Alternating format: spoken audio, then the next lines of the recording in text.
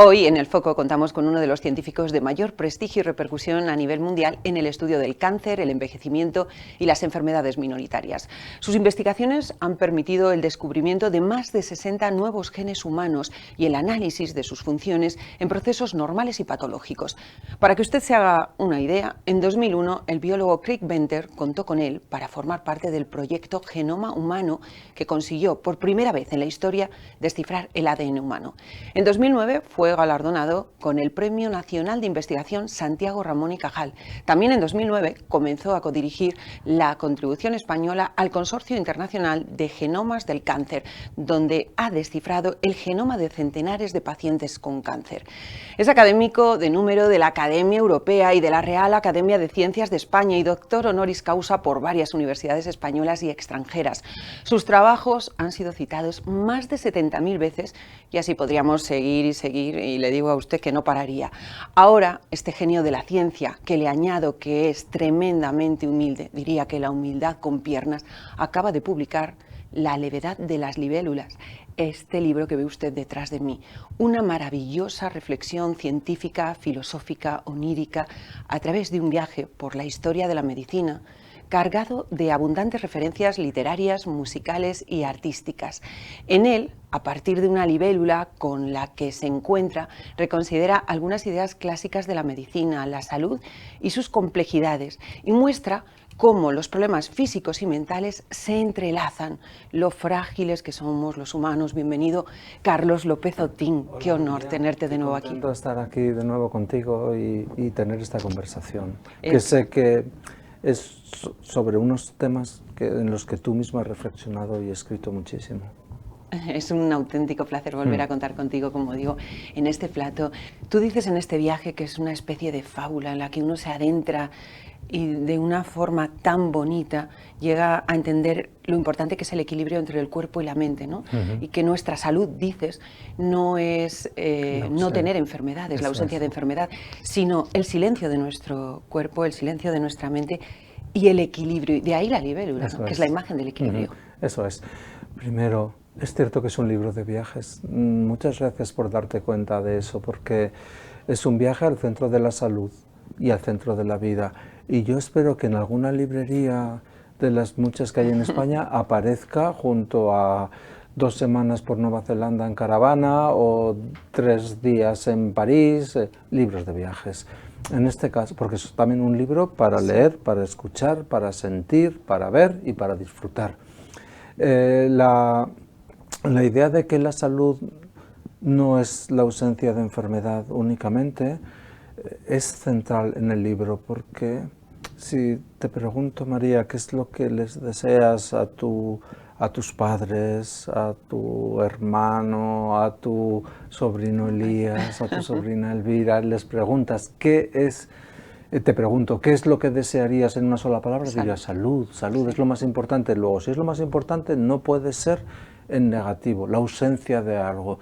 Tiene que ser un concepto al que sumamos, al que le damos una serie de atribuciones especiales y maravillosas. Y por eso el objetivo de la mitad, de la primera parte del libro, es definir la salud en términos positivos, tanto científicos como lo que representa su relación con el ambiente.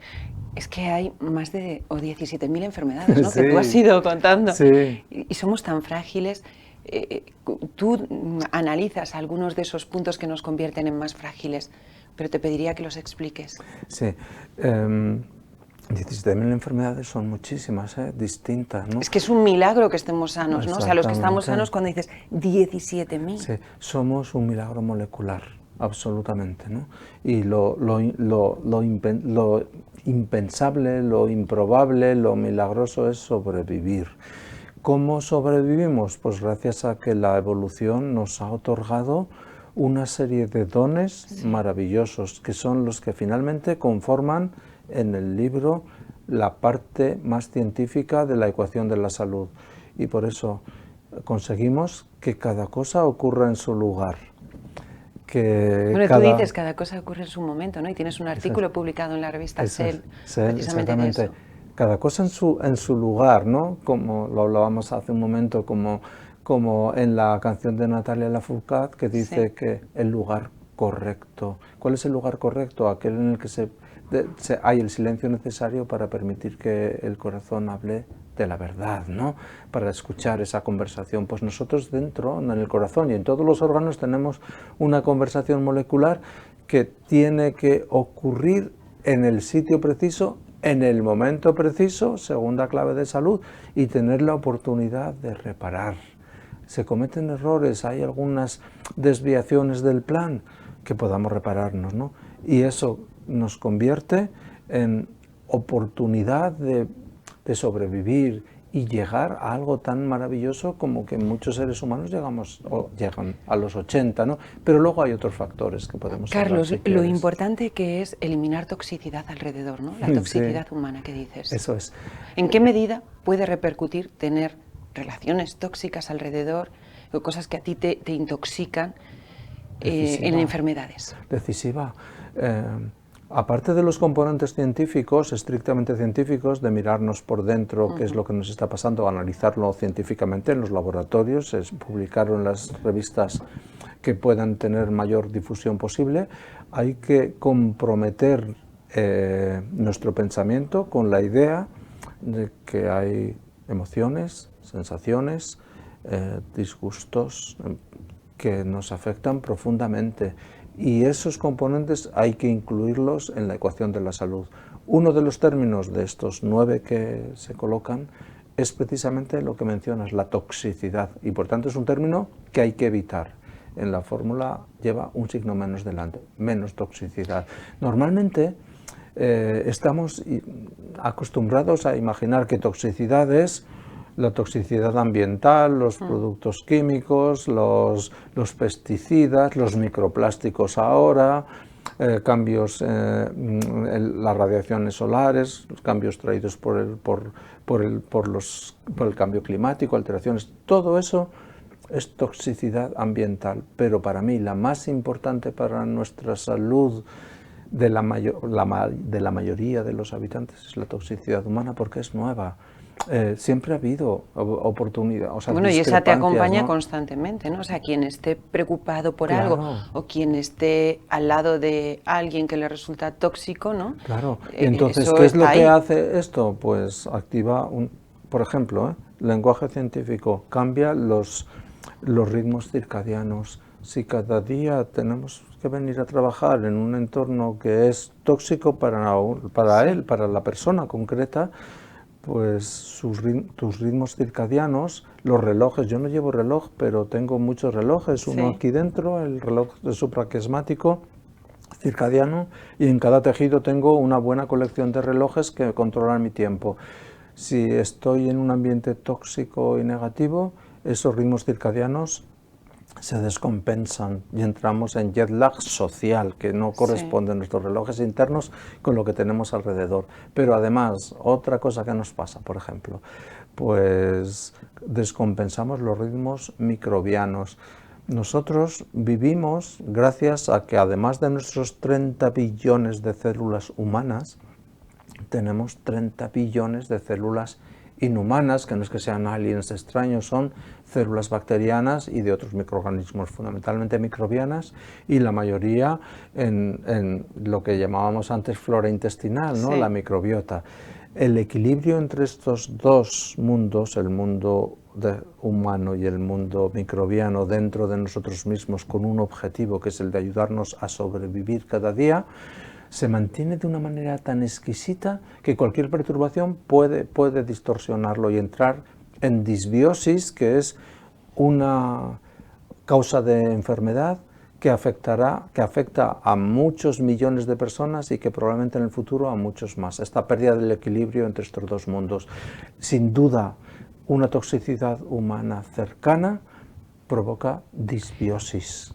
Lo primero que pensamos cuando sabemos que alguien tiene algo tóxico o está estresado es que se le dispara el cortisol. ¿Hay alguna forma de bajar el cortisol? Sí. Yo me centraría especialmente en las formas no farmacológicas, sino porque las farmacológicas pueden ayudar. Pero si te fijas, las mayores recomendaciones para rebajar los niveles de cortisol, que es el elemento central de nuestra respuesta al estrés, esta estrategia deriva de otras intervenciones. Intervenciones que yo diría personales y particulares, porque ¿qué es lo que hace el cortisol? Tiene múltiples funciones. Nos sitúa en estados de alerta, elimina la respuesta inmune transitoriamente para que podamos concentrarnos en lo importante, que es responder al daño. Y sin duda, una respuesta muy positiva. Aquellos que no tuvieron estrés no nos pasaron los genes porque no pudieron sobrevivir a la amenaza del mundo exterior. El problema que tenemos ahora es que esos niveles altos de cortisol ante una situación de alerta se mantienen crónicos. ¿Y cómo se pueden mantener elevados crónicamente? Pues porque muchos estamos en un diálogo muy malo con el entorno y entonces la respuesta existe pero no se apaga, que es lo natural. ¿Cómo hay que apagarla? Pues viviendo de otra manera. Ya sé que es fácil decirlo, pero personalmente puedo decir que es posible otra manera de vivir o de mejorar estos niveles de cortisol simplemente con un poco de reposo, con una nutrición adecuada, evitando la malnutrición, evitando las prisas y las urgencias, evitando las ambiciones que no podemos cumplir porque no tenemos los dones precisos para llevarlas a cabo y crear entonces atmósferas de ambición insatisfecha, envidias insoportables, odios irrefrenables, y todo esto contribuye a una situación personal en la que al organismo se le olvida desconectar la ruta de activación del cortisol. Mucho mejor y mucho más efectivo intervenir sobre eso, estas intervenciones, digamos, ambientales, que no decir, bueno, voy a ver si puedo actuar sobre las glándulas suprarrenales para que no sinteticen tanto cortisol. Solo en condiciones patológicas extremas de suprarrenales, yo diría que sería la opción, pero si no, hay que complementarlo con la otra. O sea, si no, es hablar con uno mismo. Es decir, oye, cálmate, ¿no? Sí, una conversación con nosotros mismos, ¿no? De verdad que es posible, ¿eh?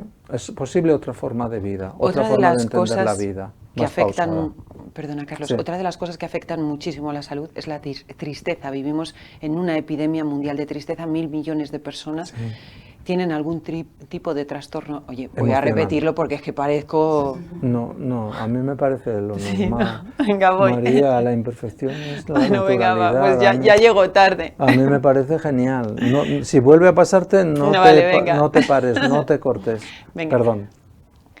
Otro de los motivos también de enfermedad es la tristeza. Sí.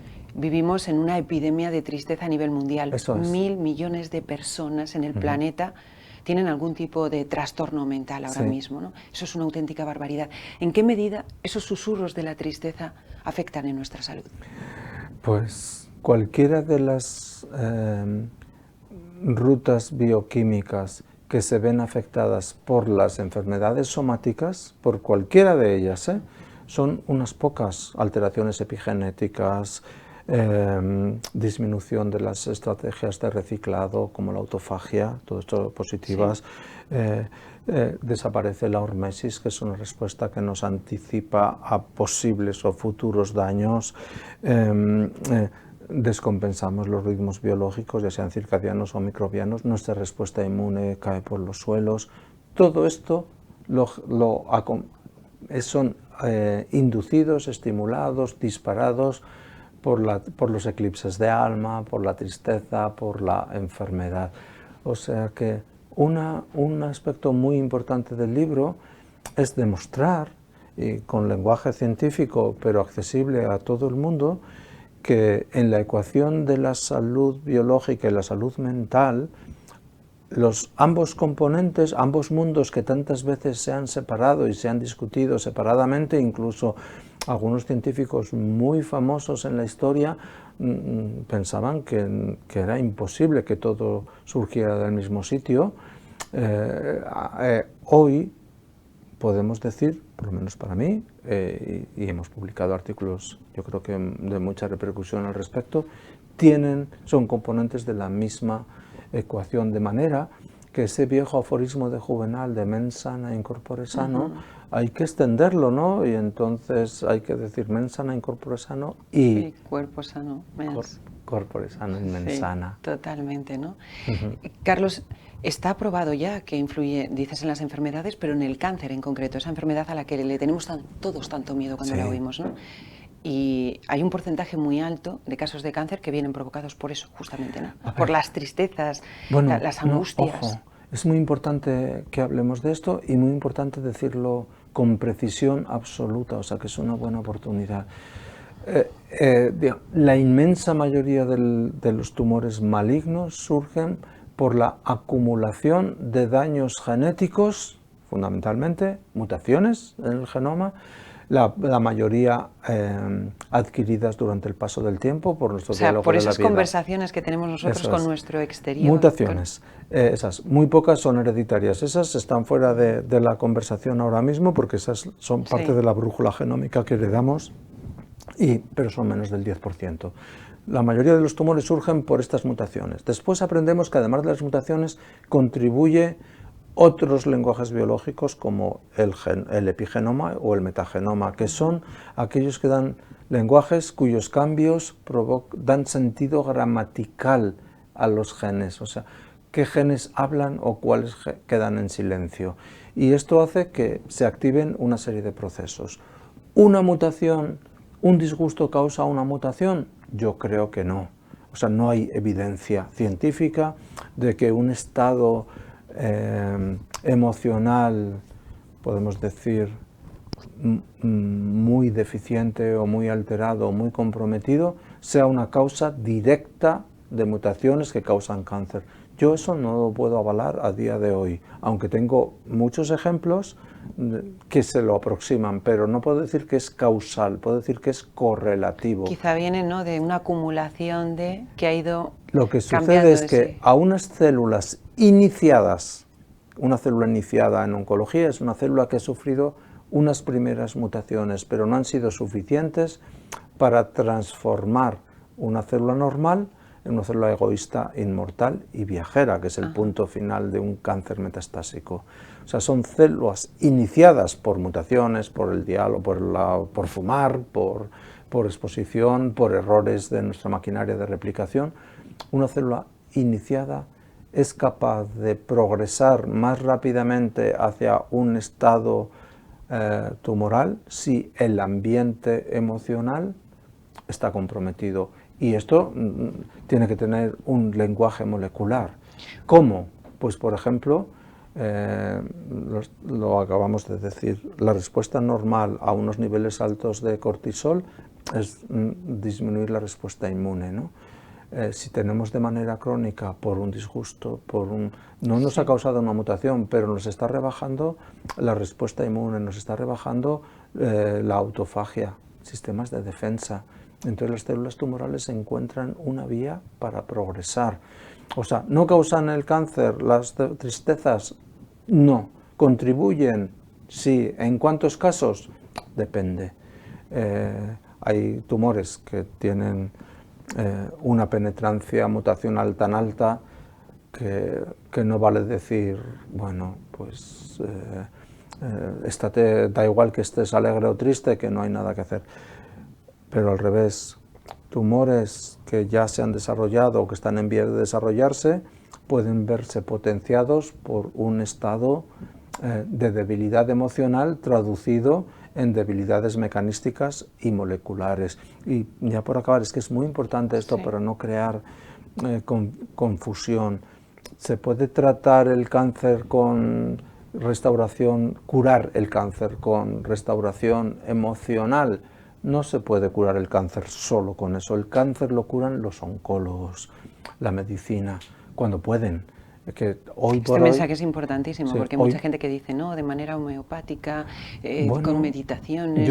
A ver, yo tengo los ojos abiertos a todo y la mente abierta a todo, pero la medicina solo es medicina cuando es reproducible y generalizable. O sea, casos de n igual a 1 existen y existirán porque el organismo, una de las claves de la salud es la sabiduría y tiene muchas formas de llegar a recuperar su sabiduría y su equilibrio, ¿no? Pero tiene que ser reproducible.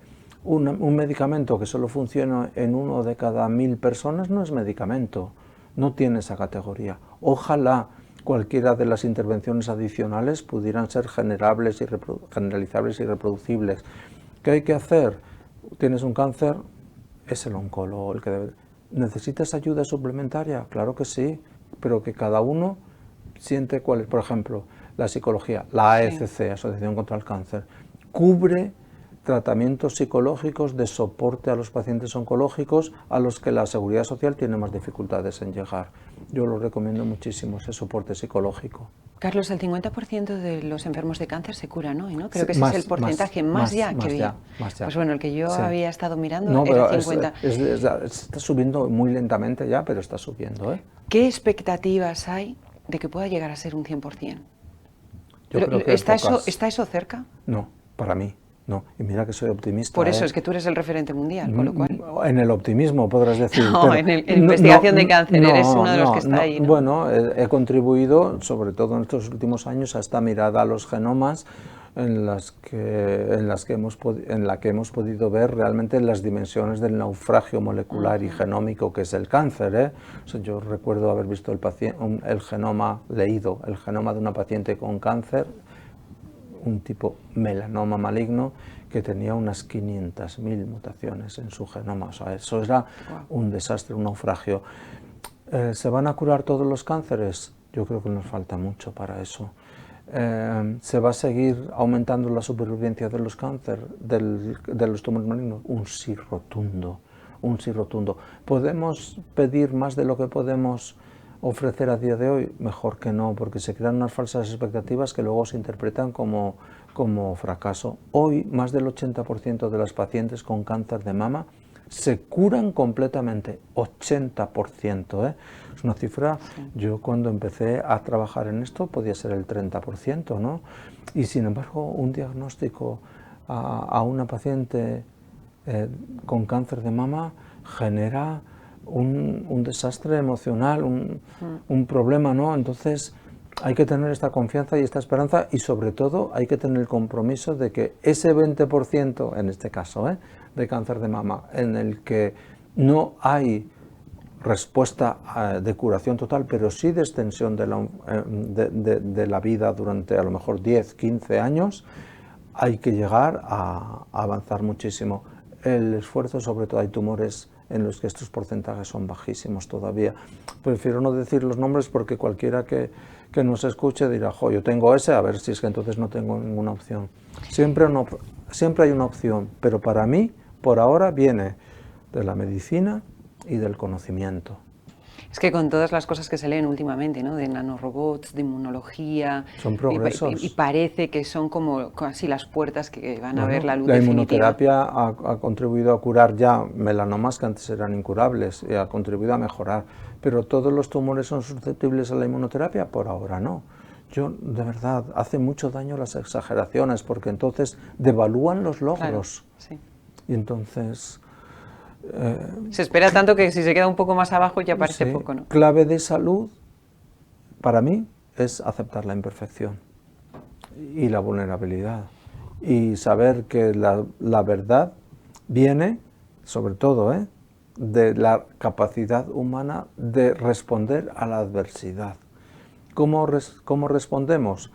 Cada uno a lo suyo. Si yo soy investigador o profesor, investigando sobre las claves moleculares, celulares, lo que sea, diseñando nuevos medicamentos, identificando nuevas claves terapéuticas, nuevos mecanismos y educando, enseñando a mis alumnos y a la gente que tenga la curiosidad suficiente. Para mí, alguien que tiene curiosidad y no está matriculado en la universidad no es un alumno, pero puede ser un discípulo. Bueno, vamos a volver a tu delicioso libro, con momentos además muy bonitos. Pero con todo lo que estabas diciendo, Carlos, nos hemos metido solos en la ruta de la enfermedad, porque salvo esos pocos casos que son genéticos ya, que sea como algo que era ineludible el que cayésemos enfermos de lo que quiera que sea. Eso es. El resto de enfermedades nosotros nos hemos metido en esa senda, ¿no? Que no son hereditarias, puedes decir, o genéticas, enfermedades de Novo, que también tienen un lenguaje. ¿Nos hemos metido o nos ha traído la evolución a ello? Para llegar hasta aquí tuvimos que pagar un alto precio y es el de asumir riesgos. Por ejemplo, todas las noches, aunque no nos enteramos, replicamos nuestro material genético. 3.000 millones de piezas en cada célula. ¿Y cuántos errores se cometen? Pues a veces ninguno. O sea, es una magia absoluta, ¿no? Que se copien en unas pocas horas 3.000 millones de piezas.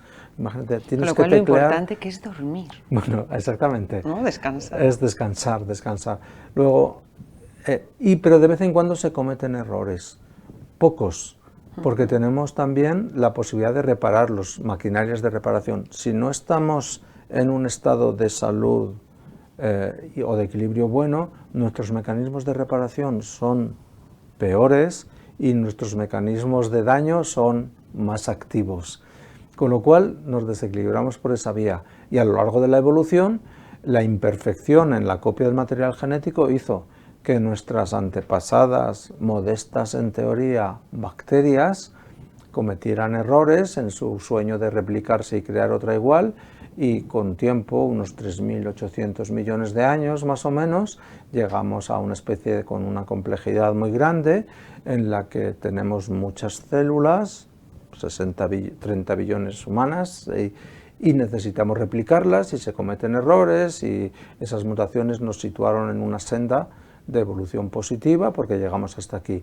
Pero ahora, por evolución cultural, vivimos mucho más del doble de promedio que lo que vivían nuestros antepasados. Y algunas variantes del genoma que nos dieron oportunidades para mejorar, sobre todo en reproducción, variantes en genes que nos ayudaron a reproducirnos mejor en nuestros antepasados. Por ejemplo, un gen del que te he oído hablar alguna vez, BRCA1 de cáncer de mama. Pues hay variantes en BRCA1, gen de susceptibilidad al cáncer de mama, que provoca que favorece la reproducción. Y sin embargo, en la edad tardía, o sea, cuando han pasado la edad reproductiva, pues ese mecanismo positivo pasa al lado oscuro y contribuye a incrementar la susceptibilidad con alta penetrancia a cáncer de mama. ApoE4, por decir otra cosa que nos debería interesar a muchos. Apolipoproteína E es un gen implicado en el metabolismo de los lípidos, del colesterol, o sea, un gen muy bueno necesario para el metabolismo. Hay variantes de este gen que llamamos ApoE2, ApoE3, ApoE4. Pues bien, ¿por qué se mantuvo la variante ApoE4? Pues porque nos ayudó en el metabolismo en condiciones en las que a lo mejor eran de escasez nutricional. Vale. ¿Qué sucede hoy con la variante ApoE4? Provoca susceptibilidad a la enfermedad de Alzheimer. De hecho, es el gen que provoca una mayor susceptibilidad a la enfermedad de Alzheimer en la especie humana. ApoE4, si eres las dos copias que tenemos de cada gen, ApoE4 positivo, ApoE4 positivo, pues a partir de los 60 tienes una predisposición mayor, ¿no? ¿Podemos quitarnos entonces las variantes ApoE4 los que tienen? No es tan sencillo. De hecho, ahora mismo es irrealizable de manera reproducir. Se puede hacer en un laboratorio, en un animal de experimentación y ver qué pasa, pero esto se llama pleiotropía antagónica, de manera que genes positivos en la edad temprana se vuelven contra nosotros en la edad adulta. ¿Eso significa que nosotros tenemos la responsabilidad de esto? No, o sea, es la evolución, nos ha traído hasta aquí, hubo que asumir riesgos, pues vale. ¿Somos culpables de eso? No, si no tampoco hubiéramos estado aquí, no viviríamos más de 30 o 40 años, ¿no? Pero sí somos responsables de otra forma de generar enfermedades, que son aquellas que vienen de la mala nutrición, del escaso descanso, de la falta de ejercicio, sedentarismo, de asumir que la toxicidad ambiental o humana pues son productos de la evolución, de la vida, de la transición a la modernidad. Y oye, ¿qué quieres? Pues estamos aquí, pues vale. No, yo no lo acepto. Yo creo que tenemos la obligación de contribuir a informar, aprender y enseñar todo aquello que favorece nuestra salud, y después que cada uno haga lo que desee. Yo, o sea, respeto la libertad personal de elecciones sobre estas cosas. Por ejemplo, ApoE4, susceptibilidad de Alzheimer. ¿quién quiere saber si tiene estas dos variantes en homocigosis? Pues habrá personas que no quieran saberlo, otros que les encantará saberlo, ¿no? Cada uno... Sí, porque a lo mejor habrá uno que lo sepa y lo gestione bien y otro que le entre un ataque de ansiedad y ya entra en esa toxicidad propia, ¿no? Entonces, claro, de estas cosas sí que somos más responsables, ¿eh? Y lo mismo que del esto... genoma, ¿no? De estas otras sí. ¿Y por qué? ¿Cuál es la base molecular? Son estos, digamos, disgustos, estas cosas, esta mala nutrición influye sobre el epigenoma y sobre el metagenoma. Y por tanto tiene una lectura molecular, ¿no? Pero de esta lectura molecular, que ya no es la brújula genómica que heredamos de nuestros padres, sí que somos responsables. Siempre digo que venimos al mundo, pensamos con todo hecho yo que he leído miles de genomas humanos ya, no solo con algoritmos, sino con lápiz y papel. Nosotros podemos deshacer mucho, ¿no? Eso es. Mucho, mucho, mucho. Entonces nos podemos convertir, esto es un mensaje muy positivo, ¿no? Venimos en alguna manera como una página en blanco a la que quizás solo aquellos que tienen una enfermedad hereditaria grave pueden decir, no, yo vine muy condicionado. Pero pese a ese condicionamiento genético, la mayoría venimos con una página en blanco.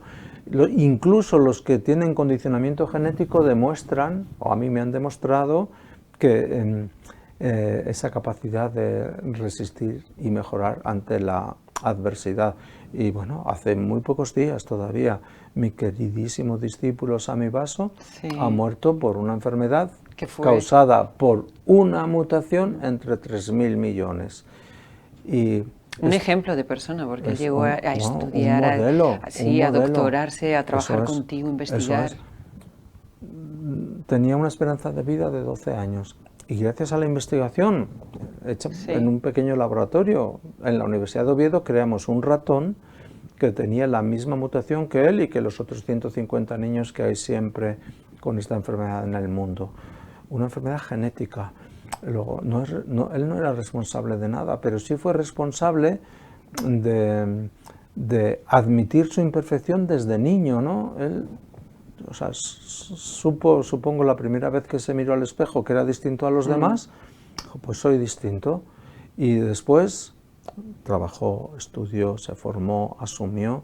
Yo cuando lo conocí tenía 12 años, después ha muerto a los 28. Todo lo que conseguiste una vida riquísima, ¿no? riquísima, riquísima. Cada proyecto que extendía la longevidad de los ratones mutantes, él mismo era el primero de los pacientes en probarlo y esto le ayudó, pero no solo le ayudó la ciencia, sino le ayudó tener unos padres comprometidos y maravillosos que le cuidaron pero no le hiperprotegieron nunca, tener unos amigos que fueron los mismos de siempre. El entorno, todo lo que dices en el libro. Por supuesto, le ayudaron. O sea, pasé la semana de la despedida, murió un sábado por la noche, domingo por la mañana, sábado, domingo, y me presenté en Italia en unas pocas horas, pasé una semana con los padres y los amigos y asistí a los amigos que estaban en la escuela y que lo vieron tan distinto, son los mismos 8 que llevaban el féretro a hombros en su funeral, ¿no? Qué bonito. ¿Cuántas lágrimas de desesperación hubo en el funeral al que asistieron más de 4.000 personas en un pequeño pueblo italiano? Ninguna lágrima, no vi ni una, ni siquiera en los padres, sino sonrisas. Pero ¿cómo puede ser esto?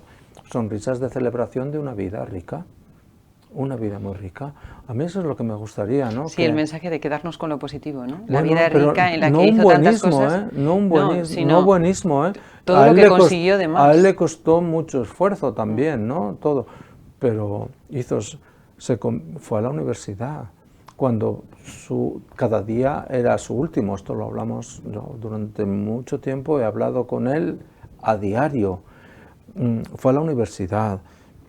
Fue uno de los más destacados de su promoción y por tanto pudo venir a trabajar con nosotros a la Universidad de Oviedo. Es un ejemplo maravilloso para cualquiera que se encuentre en una situación parecida, ¿no? Que tiene que ser un reto. Y luego se convirtió en una celebrity, porque calculamos lo que así fue, le quedaban máximo 5 años de vida porque eran los límites máximos para una persona con su enfermedad que ya tenía biológicamente más de 100 años.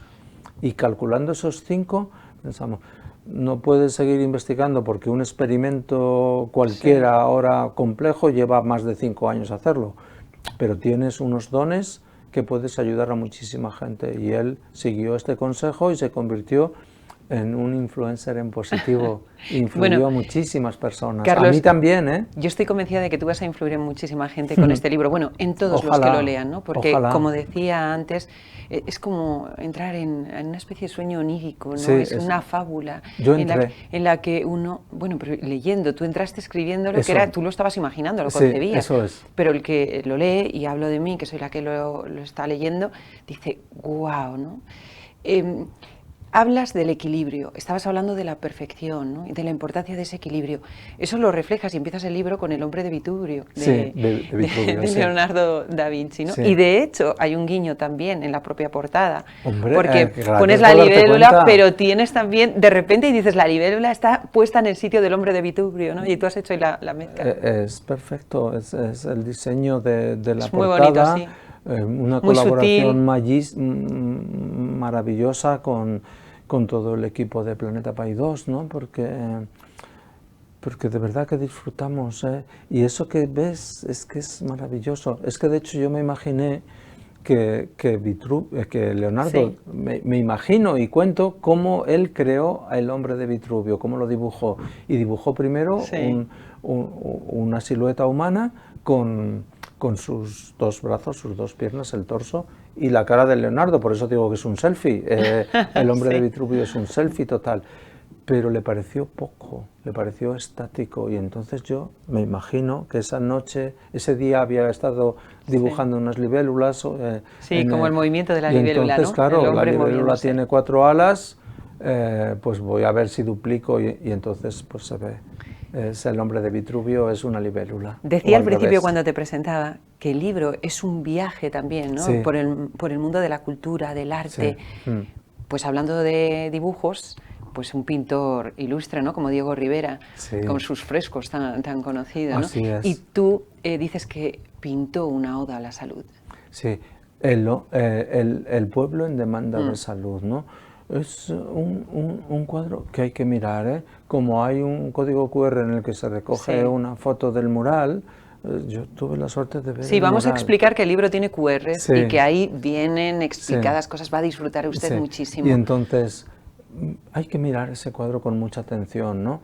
Porque tiene una parte, la parte de la derecha del mural, que es así como lo miramos, pues allí donde pone el foco María Zabay, está ni más ni menos que la cultura y la medicina precolombina, ¿no? La medicina tradicional, que yo saludo con admiración, ¿no? Porque es así, ¿no? O sea, la medicina natural ayuda.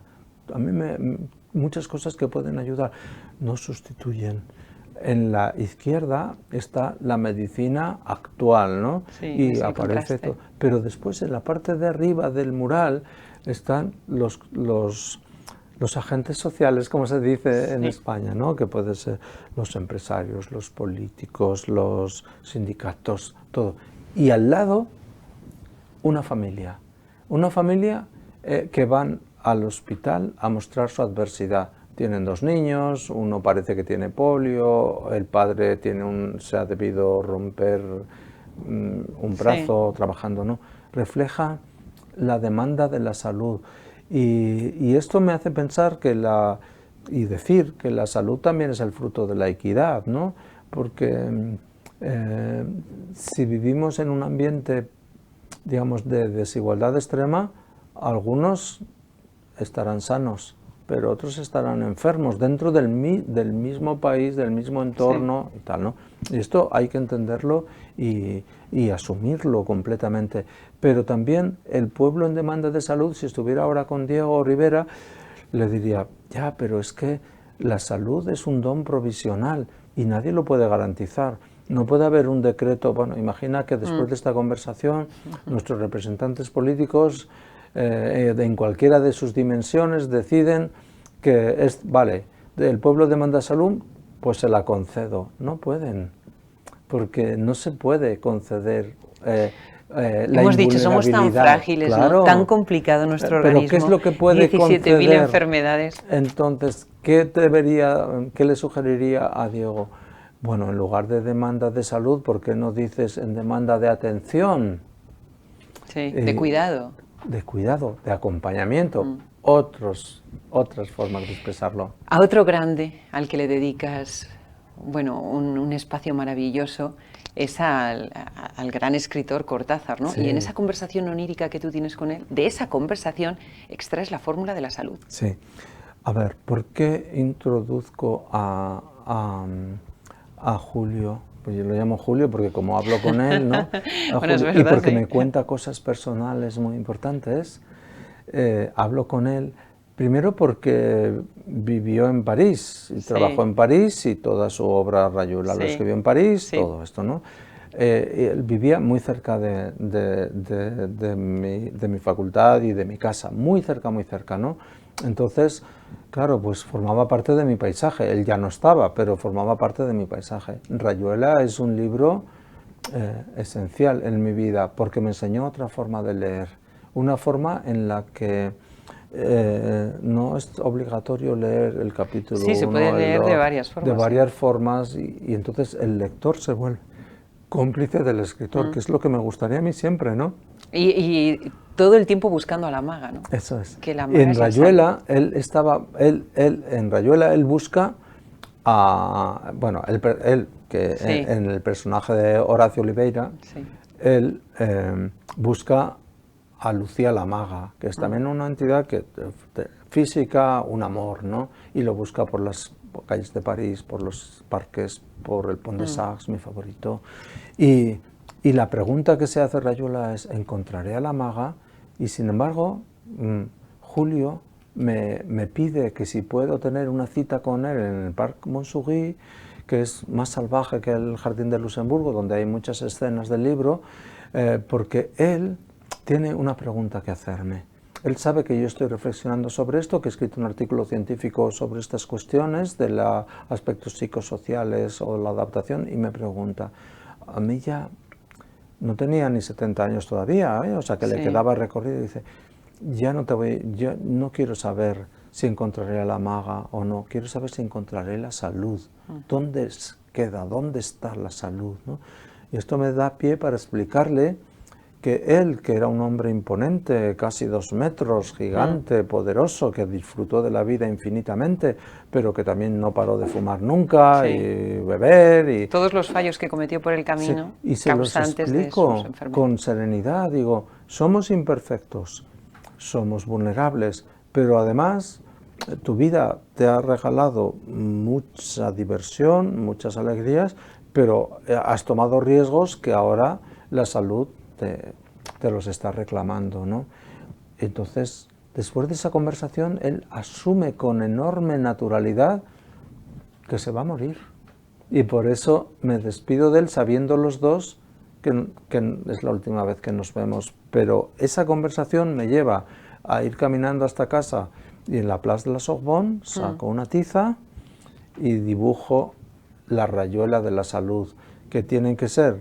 La rayuela es un juego que se inventó ya en la Divina Comedia, se relata Dante Alighieri, simbólicamente, 9 puertas para abrir. Y tú das las 9. 9 puertas para abrir y llegar al paraíso, que no se toque la salud, o no es lo mejor que tenemos. Está en el libro, usted lo va a poder entender perfectamente, y dibujado, analizar, pero ¿puedes dar los titulares de las 9 para que los tenga? Perfectamente. Espacio, tiempo y regulación para cubrir los determinantes celulares y moleculares de la salud. Espacio, que cada cosa ocurre en su lugar, tiempo en el momento, y regulación, que todo esté organizado y podamos reparar. Después, nutrición, en positivo, la nutrición huyendo de la malnutrición, y nutrición, entre paréntesis, natural y austera. Después, segundo... O sea, poca cantidad, ¿no? Esto de meterse comilonas y ultraprocesados, bueno, terrible. Eso se dice expresamente que no. Pero, de nuevo, que cada uno vea dónde está en el mundo, qué recursos tiene y qué puede ser. Pero es que precisamente mis fórmulas son bastante baratas. Nutrición natural, austera y evitar la malnutrición. Después, eso es el número 4. Número 5, ejercicio. De nuevo, ejercicio moderado. No queremos ir a las Olimpiadas de París que acaban de pasar o a las que vengan a continuación, no. Un ejercicio moderado que nos permita sentirnos un poco más ligeros, un poco más fuertes, y cuando ya pasamos, como yo, de los 65, algo que evite la sarcopenia, la pérdida de masa muscular. O sea, un ejercicio que puede ser incluso un poco más intenso, pero al alcance de todo. Una tonificación muscular muy apropiada, muy cercana en cualquier centro de mayores, en cualquier club. Existen los procedimientos. Sueño es la S, para que sea corta la fórmula está la S de sueño. La falta de sueño es la peor pesadilla, por jugar con los conceptos, y el sueño adecuado es el reposo, es un elixir de salud. Luego, hay que dormir lo suficiente, sin duda. Ahí se explican algunos de los fallos que se cometen, ¿no? O sea, fallos elementales. Sí, uno pierde lucidez si no duerme. Nos lo notamos todos si un día dormimos mal. Vale, o sea que dice, bueno, esto ya lo sé yo, y si lo sabes, ¿por qué no lo practicas? Y solo esto lo sabes y los otros componentes los conocías, y entonces ¿por qué has dilapidado tu salud, ¿no? Después del sueño vienen los dos negativos, la toxicidad y el estrés. Ya hemos hablado de ellos en las preguntas anteriores. Luego, menos, con el signo menos toxicidad humana y ambiental, menos estrés. Y aquí intervenimos nosotros mismos. Y el último, que para mí es el que sobrevuela como una nube de libélulas todos los demás, es la adaptación psicosocial, que no es otra cosa que decir, estamos bien en el mundo, en nuestro pequeño mundo, estoy yo ahora aquí a gusto conversando contigo, o es una situación incómoda que me genera ansiedad. No, estoy muy cómodo, si estuviera incómodo no hubiera venido. Esas son las posibilidades de elegir que tenemos, ¿no? Y bueno, en pues el fondo esto vuelve a ser el equilibrio, el silencio interior del que hablábamos al principio. Es que todo está interconectado, ¿no? Y de hecho, por eso influye tanto, por ejemplo, la adaptación psicosocial y sus mecanismos, en los mecanismos somáticos. Carlos, una de las causas también de enfermedad y de envejecimiento, tú que has investigado muchísimo, investigas sobre el envejecimiento, es la inflamación. Sí. ¿Hay alguna forma de controlar la inflamación? Bueno, por supuesto que sí. Que la inflamación es muy importante, esto yo creo que ya está fuera de duda. He dicho, entre las claves moleculares, las rutas moleculares de las enfermedades somáticas está la inflamación. Entre las claves moleculares de las enfermedades mentales hay también inflamación. La inflamación es una de las 12 claves actuales del envejecimiento. Fíjate que lo teníamos en la cabeza todos, pero en la primera versión de las claves no teníamos la certeza de la causalidad. Hoy la tenemos. Entonces no estaba en la primera lista, se hablaba pero como aspirante a ser clave. En la segunda versión del año 23, el año pasado, la segunda versión de la actualización de las claves, ahí está. Luego la inflamación de nuevo es un proceso muy positivo que la tenemos que tener, porque es que si no, no podemos defendernos hacia algunos de los ataques externos o internos del organismo, y hay que controlarla, hay que moderarla. Farmacológicamente, claro que sí, que la hay. Sami, por ejemplo, tomaba aspirina, media aspirina, por resumir, ¿no? Media aspirina cada día, ¿no? Como antiinflamatorio. ¿Por qué? Porque vimos que los ratones con envejecimiento prematuro o acelerado estaban inflamados, tenían activada una ruta... Pero aspirina normal, no antiinflamatoria. Una aspirina, es por no decir nombres comerciales, vale. ¿no? Pero sí, la aspirina también lo es, pero ya digamos es un nombre casi... Bueno, aspirinas, podemos decir, de baja dosis cada día, ¿no? pero esto con supervisión o por lo menos a comunicación al menos a tu médico de atención primaria. O sea que no vale, Carlos, que esto es importante porque ahora habrá quien nos esté escuchando y diga, pues yo voy a tomarme cada día media, como hacía Sami. No, esto hay que hablarlo nunca. con un médico. Bueno, sí, claro que sí. Porque puede tener efectos contraproducentes. Por supuesto, la aspirina tiene efectos sobre la coagulación sanguínea y entonces hay que ser... Pero me preguntas, ¿la inflamación sí se puede reducir? Sí. Una forma farmacológica es esa. Otras más intensas que las hay solo deben tener cabida para enfermedades inflamatorias graves. No, o sea, el envejecimiento para mí no es una enfermedad, es una condición natural. Fíjate ahora que se está diciendo, ¿no?, que se reconoce como enfermedad. Tú no.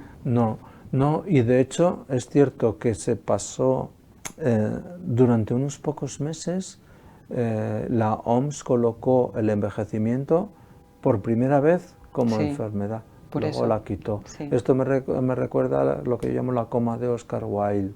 Oscar Wilde se hizo muy famosa una anécdota de que contó, estaba escribiendo un libro y por la mañana puse una coma porque aquello no había equilibrio, no había armonía, y al final de la tarde la quité. Sí.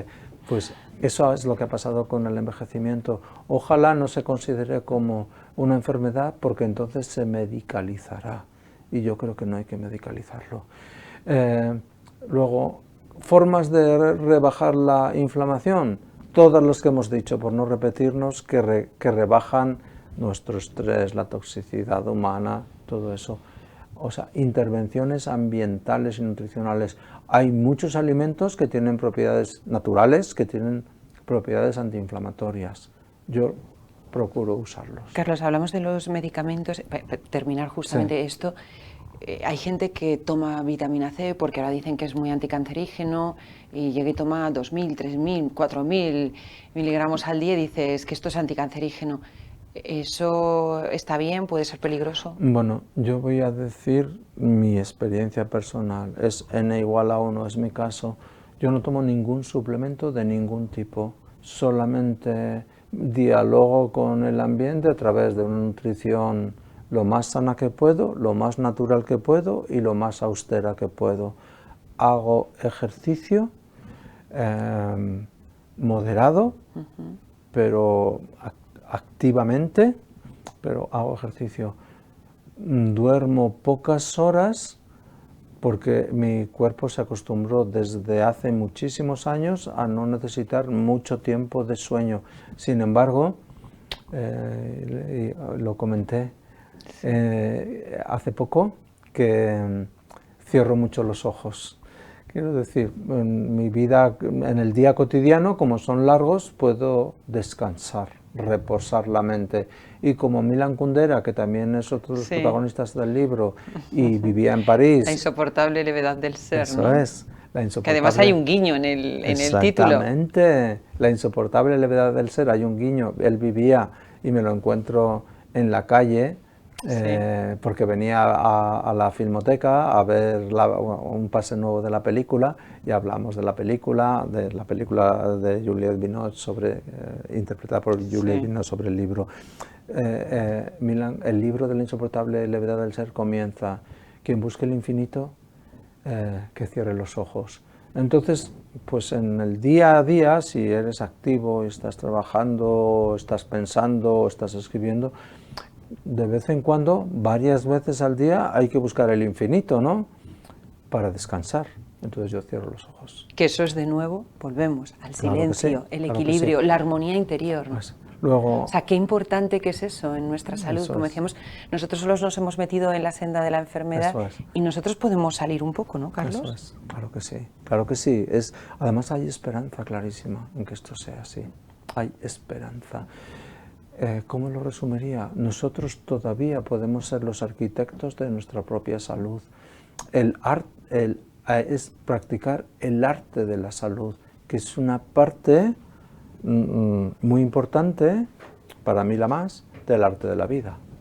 Ya para terminar, saber en qué investigaciones estás ahora mismo? ¿Qué tienes entre manos? Sí, ¿Qué es aquello en lo que estás trabajando y qué ves próximamente? Pues dos cosas ahora mismo muy cercanas y próximas. Una es un trabajo sobre lenguajes mitocondriales, quiero decir, mecanismos mitocondriales que son las centrales energéticas de las células.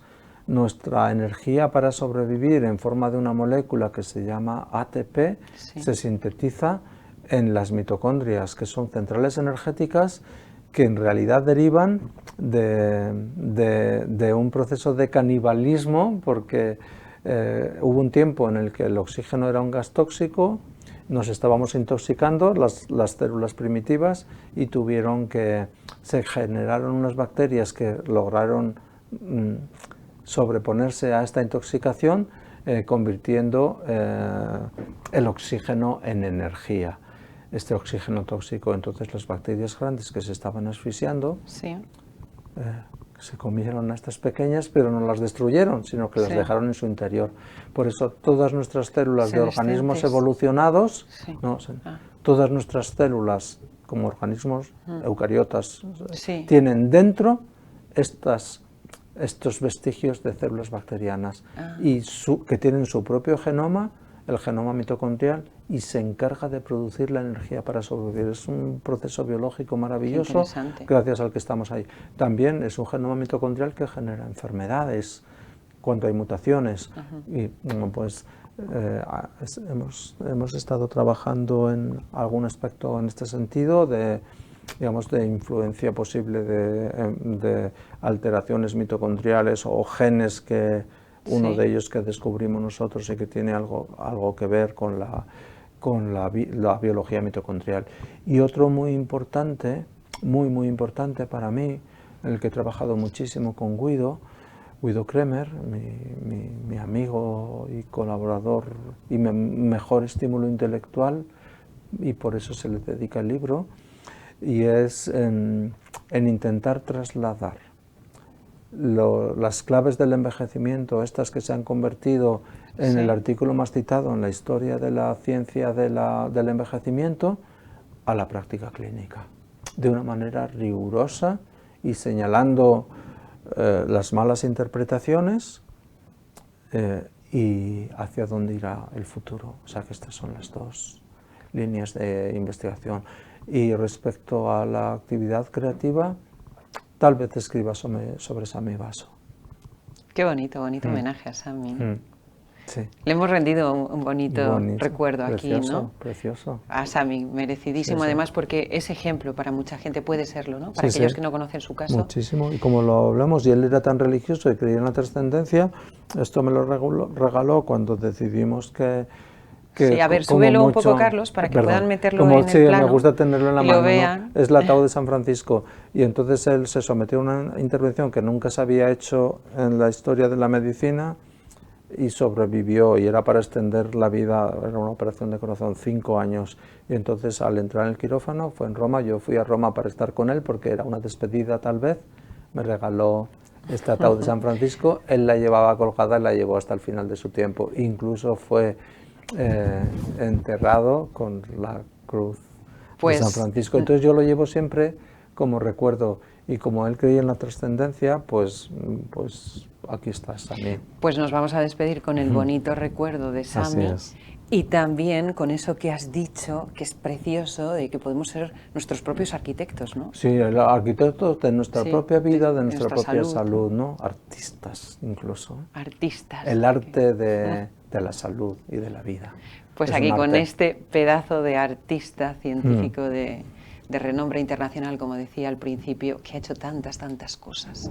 Usted lo puede leer en el artículo, usted puede volver a ver el principio, y eso es solo el principio de muchas cosas.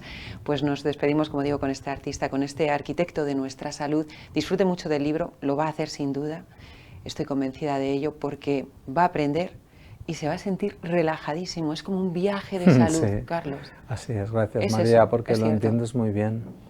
Muy bien, muy bien. Bueno, ha sido un auténtico placer. Para gracias de nuevo, siempre tenerte aquí, nos pone contentos. Nos vemos la semana que viene, aquí en El Foco. Hasta entonces.